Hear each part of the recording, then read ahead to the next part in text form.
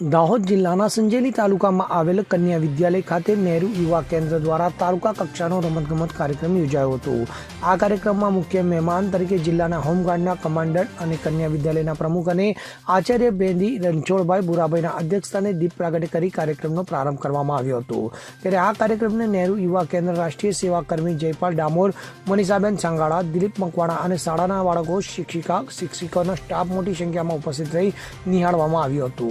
આ કાર્યક્રમમાં વિદ્યાર્થીઓ અને વિદ્યાર્થીનીઓ મળી કુલ 140 જેટલા બાળકોએ ભાગ લીધો હતો, જેમાં કબડ્ડી, ખોખો, દોડ, ગોળાફેંક સહિતની વગેરે રમતોની સ્પર્ધા યોજવામાં આવી હતી, જેમાં વિજેતા ટીમને ટોપી અને વ્યક્તિગત બાળકોને 1, 2, 3 એમ નંબર આપી મેડલ આપવામાં આવ્યો હતો।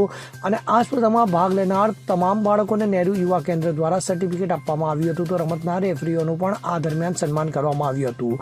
ત્યારે મોટી સંખ્યામાં બાળકો અને શાળાના શિક્ષક, શિક્ષિકા સહિતના સ્ટાફ મોટી સંખ્યામાં આ કાર્યક્રમમાં હાજર રહ્યા હતા। મહેન્દ્ર ચારલ સાથે CN24 ન્યૂઝ સંજેલી। હવે જુઓ દેશ દુનિયાની તમામ ખબરો તમારી આંગળીના ટેરવે। ઉઠાવો મોબાઈલ અને Google Play Store પરથી ડાઉનલોડ કરો અમારી CN24 ન્યૂઝ મોબાઈલ એપ।